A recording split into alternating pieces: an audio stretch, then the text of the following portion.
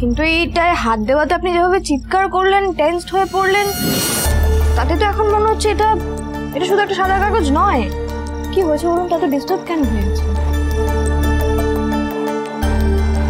না না, ঝিল্লিকে বলা যাবে না। ঝিল্লি যদি বুঝতে না পেরে অন্য কাউকে ইনভলভ করে, অমিত স্যার বা কাউকে যদি জানায়, না, এই বিষয়টা আমার কাছে খুবই পার্সোনাল। আমি চাই না আর কেউ জানুক। কিন্তু এটা মানতে হবে, ডিভোমের একটা ইনভেস্টিগেশন করার মতো মাইন্ড রয়েছে। ওর থেকে কি হেল্প নেওয়া যায়? কি হলো বলুন না। না না, সেরকম কিছু না। তোমার না সব ব্যাপারে একটা কাণ্ড না ঘটালে চলে না। এনিওয়ে, দ্য থিং ইজ, এটা অ্যাকচুয়ালি ভালো হয়েছে। বলছি, আমি কি আরেকটু পেতে পারি? মানে তাহলে কি হবে, আমি ডিনারটা স্কিপ করবো, ক্যালোরি, সারাদিনের ক্যালোরি কাউন্টটাও ঠিকঠাক ব্যালেন্স হয়ে যাবে। তথাস্তু। গ্রেট। তবে আপনার জন্য আরো একটা গুড নিউজ আছে। কি? আপনার জামাই ষষ্ঠীর ব্যবস্থা করা হচ্ছে। হোয়াট?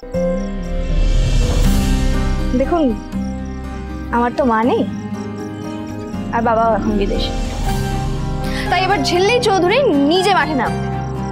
না তাহলে দেখো দেখো, এইসবের কোনো দরকার নেই। মানে এখন এইসব কি দরকার নেই বললেই হবে? আপনি আমার বন্ধু, আর আমি যখন বলেছি জামাই ষষ্ঠী হবে, তখন তো হবে। না না, এইসব করো না, করতে যে। আর এটাও আমাকে জানতে হবে, আপনি কি নিয়ে এত ডিস্টার্বড হয়ে আছেন।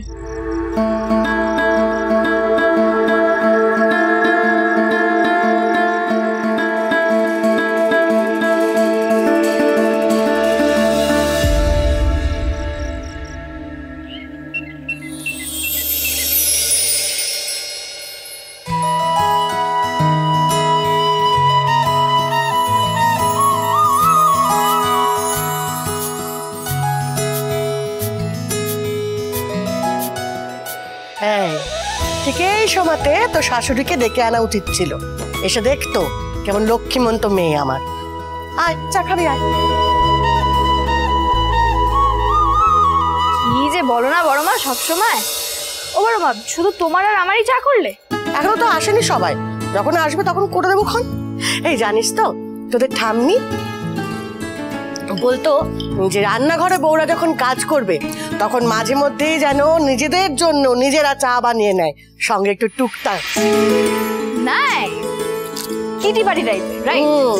আচ্ছা বড় মা, আমরাও তো একদিন করতে পারি, বলো? এটা তো হতেই পারে, তবে বাপু এই জামাই ষষ্ঠীটা আগে মিটুক। আমি তো জামাই ষষ্ঠীটা নিয়ে কি করব, একটু বাবাকে ফোন করে দেখবো। দেখ না।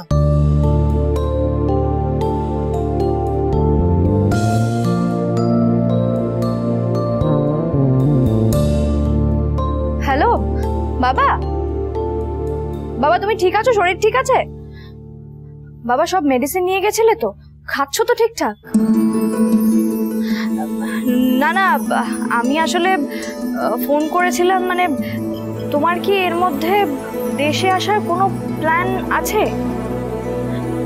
না বাবা, আসলে তোমাকে আমি জামাই ষষ্ঠী নিয়ে একটা মেসেজ করেছিলাম না, তুমি কি দেখেছিলে? তেঁতুল পাতা সোম থেকে রবি প্রতিদিন সন্ধ্যে ৬টায় স্টার জলসায় ও জিও হটস্টারে।